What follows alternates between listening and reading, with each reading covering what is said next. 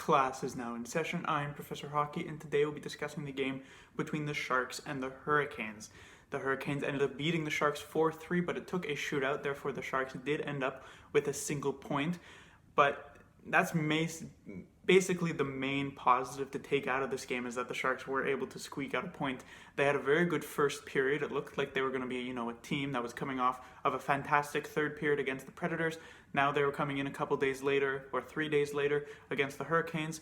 Came out flying in the first, 2 goals, and then the wheels fell off. Second period wasn't good. Third period wasn't any better. The overtime itself wasn't even any good for the Sharks. And only when the great equalizer came in the shootout, in which, there's no really dominant type of play that either team can get, the Sharks couldn't manage a single goal and ended up losing to a Brock McGinn shootout goal. The Hurricanes also only managed a single one.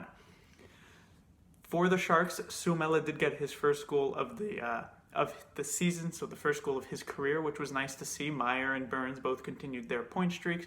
Meanwhile, for the Hurricanes, Hamilton and McGinn both got their first goals of the season, which is certainly not a rare thing to see happen against the Sharks, as a lot of players like to score their first of their career, first of the season, or whatever, against the San Jose Sharks. But jumping right into what I'd like to discuss in the game, it is Burns and Karlsson. This is most likely going to be a topic in every single game that I review, because those are the two main sort of dynamic players on the team. Starting off with Burns, I thought Burns was superb in the first period. I actually really liked his play. Obviously put up 2 assists, I believe. He was very, very strong just in general. He only had really the one main giveaway, which was right at the end of the first period. Other than that, I thought his first period was absolutely fantastic. His second and third weren't great, but, relative to all the other Sharks players, Burns didn't play too poorly in the second or third period, and so just in general, I thought it was a solid game from Burns.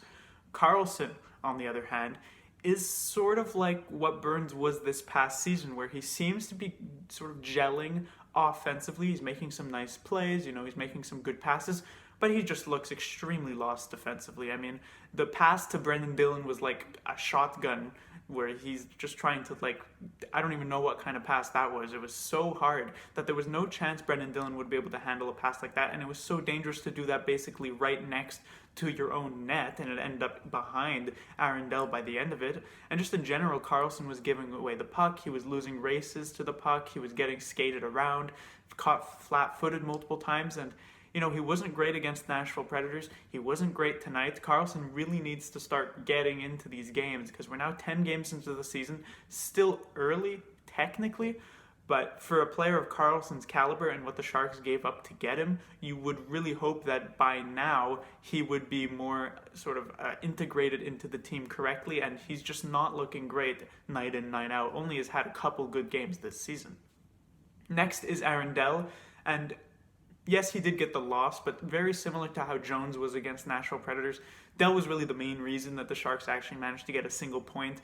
The first 2 goals he had absolutely no chance on. I thought he probably could have gotten the Teravainen goal. I feel like he probably shouldn't have stuck out his glove to try and sort of push Ferland out of his space, I guess you could say. Then he might have been able to make the save, but really there's no criticizing Dell for this game. He played very well. He was strong in the overtime. A lot of good chances for the Hurricanes. They are a team that takes a lot of shots that aren't necessarily most high danger shots, but still Dell managed to keep out a lot of them.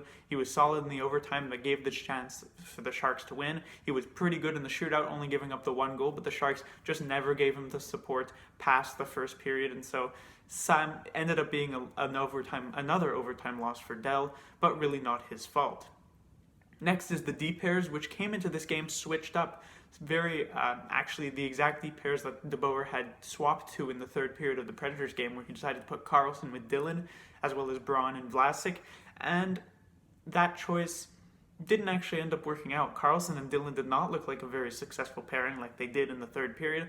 Vlasic and Braun also looked not great. I don't think their defense was absolutely fantastic, and I thought Burns-Ryan, even though Ryan didn't get much ice time this game, as usual, I thought Burns-Ryan might have been their best defensive pairing, but mostly just due to the fact that I thought Burns was very good. Hopefully, the D pairs do end up going back to normal. We go back to Vlasic and Karlsson, because I think that's something that's more set up to succeed into the future. I don't think Karlsson and Dillon is going to be some sort of pairing that we should run with for more than a couple games. So hopefully De Boer returns it back to sort of what was run in those first, I guess, 8.5 games. Next is Hertl. Hertl, you could definitely argue, has been the best forward for the Sharks this season. Obviously, you could bring up Couture, you could bring up Meyer, you can bring up Kane, but I do think Hertl has been the best forward, and he did not play in the third period, which is definitely quite worrying, especially with a player like Hertl who has had a history of injuries and everything like that. Hopefully he's going to be okay and he just sat out the rest of the third period for precautionary reasons, and that we'll see him again in Anaheim because he's an extremely key player on this team. Him being out forced sort of some line juggling to go down in the third period. It ended up being Pavelski with LeBanc and Meyer on the first line, or I guess the first line. Then Couture ended up with Kane and Donskoy, and so definitely a lot of jumbling. It didn't particularly work out, but I don't know if that was because the lines weren't great or just the team in general wasn't playing well, because the normal lines were also not great in the second period, but hopefully Hertl is okay. Next is the special teams. I said probably the only positive was the 1 point the Sharks got out of this game, but I guess the special teams is another good thing to take out. The Sharks got another 2 power play goals. Both Meyer and Hertl's were both power play goal, and for a team that was really struggling early on, at least Karlsson seems to have integrated well onto this power play now, and the Sharks are looking to be one of the more dangerous ones in the league, at least for the past few games. Also, their penalty killing looks strong, and the fact that they're able to get a lot of shorthanded opportunities. I mean, Tomas Hertl came very close to getting the 5th shorthanded goal for the Sharks in just 10 games. That's one every other game, and that would, they already lead in shorthanded goals in the entire league with 4. That would put them at 5, which would just further increase their lead. And so the Sharks looking very dangerous on the power play and also on the penalty kill.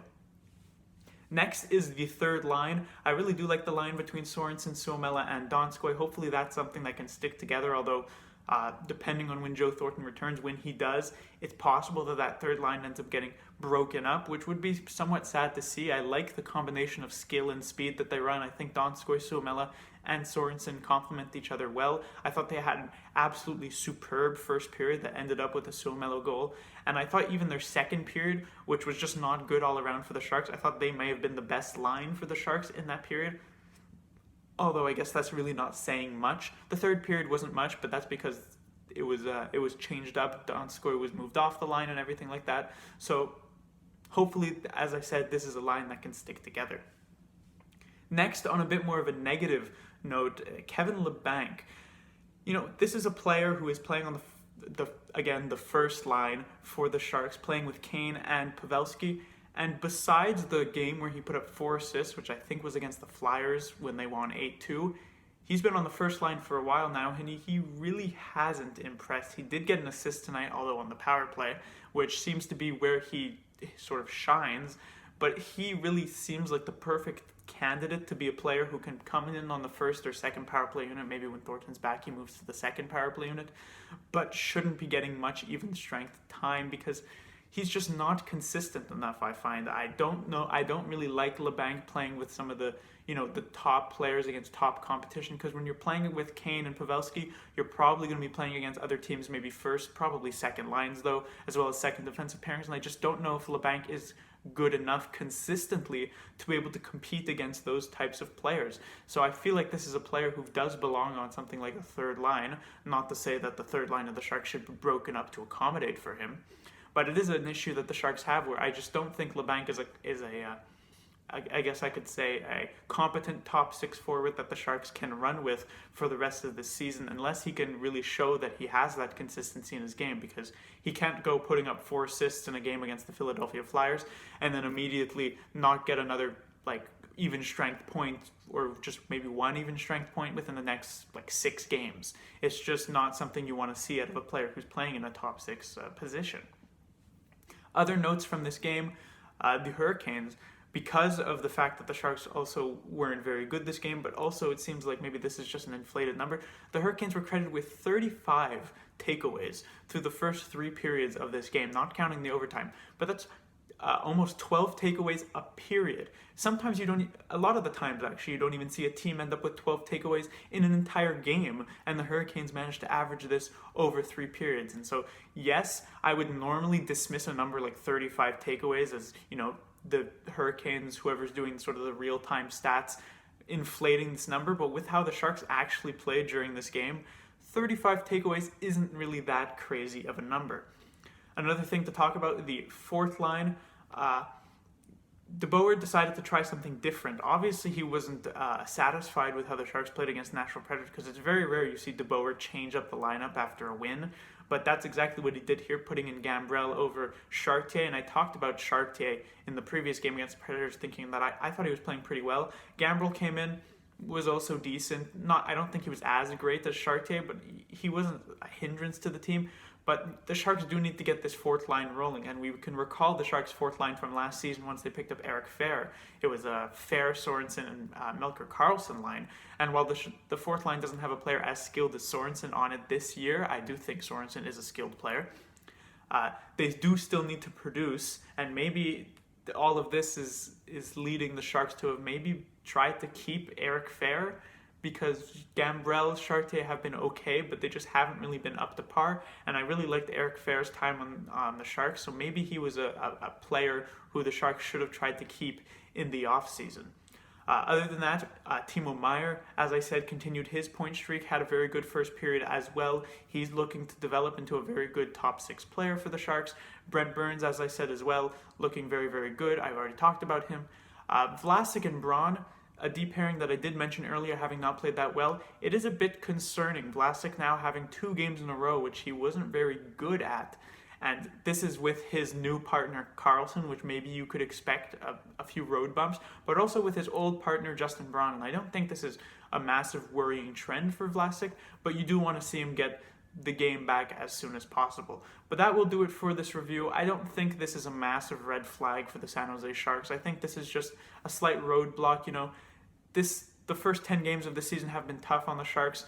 They started off in California, then they immediately go to the East Coast for games in New York against the Islanders and the Rangers, and then they immediately come back to California for just a couple games to fly right back out to the East Coast, play against Nashville, switch time zones again to go into Carolina. They're now flying all the way back to California. And so it's definitely a tough 10-game schedule, and so you can't necessarily blame them for losing their legs a bit here in the second and third period, but still pretty disappointing performance from the Sharks, and really they were lucky to end up with a point in this game. Class dismissed.